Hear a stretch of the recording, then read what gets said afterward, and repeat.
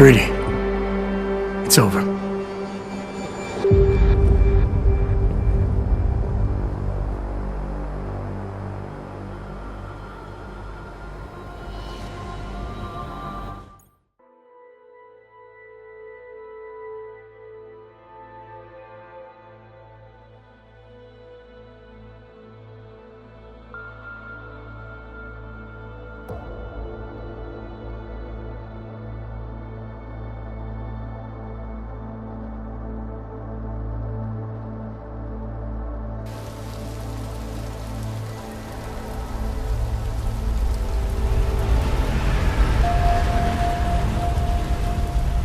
Santo CEO Nathaniel Brown took to the stage today to praise Interpol and Tarvis security services for thwarting what could have been a major terror attack during his Safe Harbor convention last week.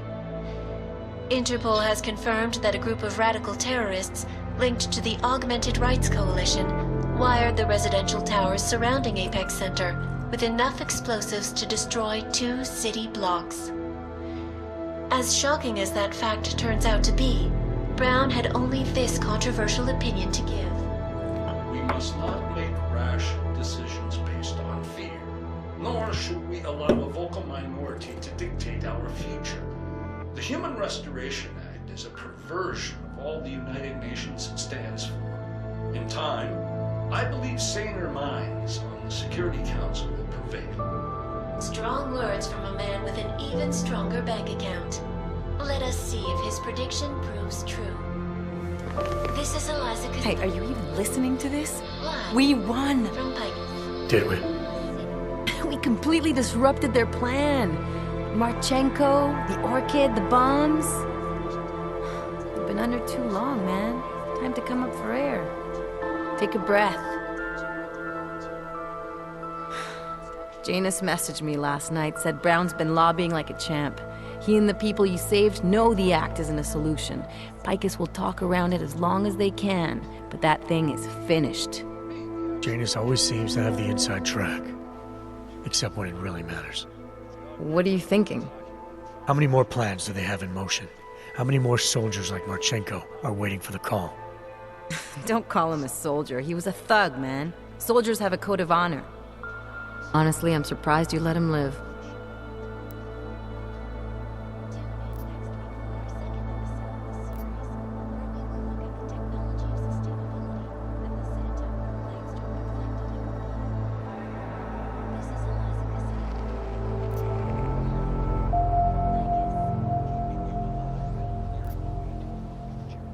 It wasn't my place to play judge and executioner, Alex. We should be concerned for every life, no matter how badly it's been lived. Once a cop, always a cop, huh? Regardless, we want the men behind him. Behind the Human Restoration Act. The ones still out there in the shadows. It's time for me to start pulling them into the light. Well, now we got names. Manderley and Page. The collective won't stop until we bring these guys down. Yeah? Well, there's one more name I want to put a face to. Janus. So that's what you've been chewing on. Look, I'll try, Adam, but I already told you, he doesn't like meetings that aren't on his terms. Then give him a choice. Either he sets up a meeting, face to face, or I find him myself. I think it's high time we met the man behind the mask, Alex. Don't you? Criminals may have achieved the impossible in Prague last week. A break-in at the most secure data archiving facility in the world.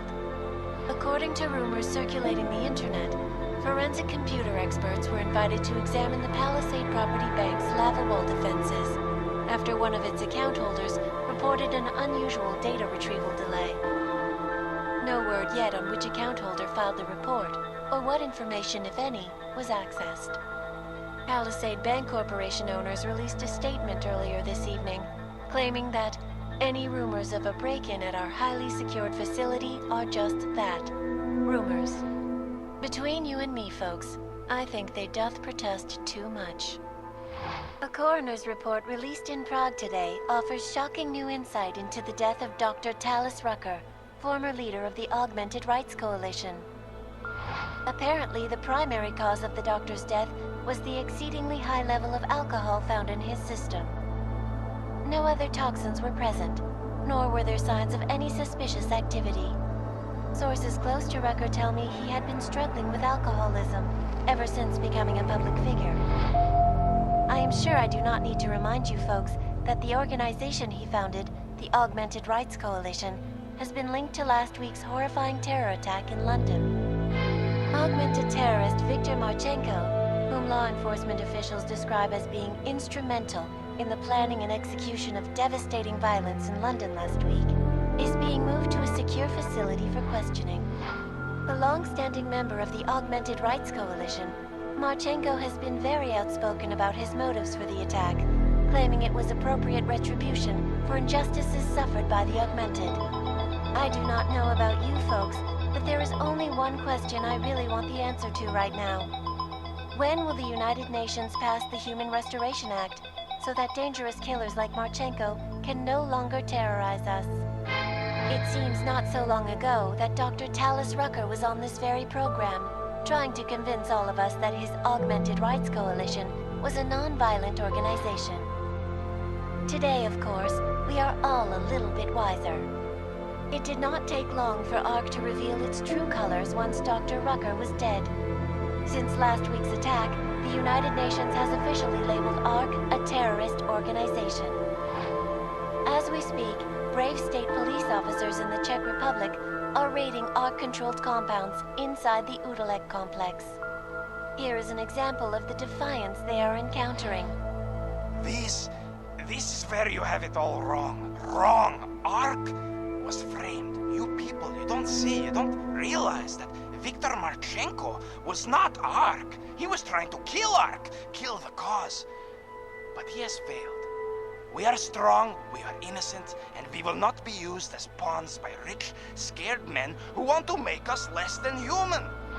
I am sorry, young man, but methinks thou doth protest too much.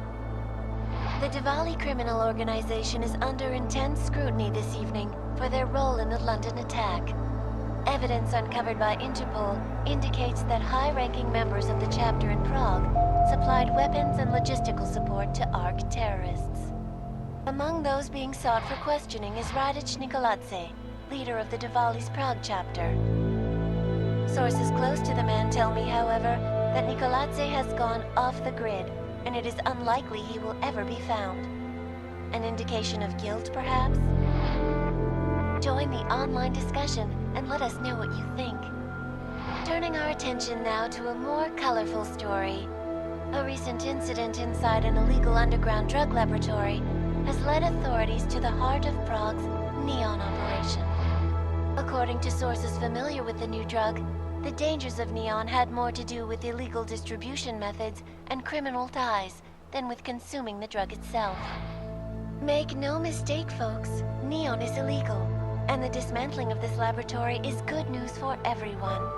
However, some government officials have hinted to me that the drug may have therapeutic benefits, and if so, a government-approved version of Neon could be made available to the public eventually. Further testing will be required, of course, so only time will tell.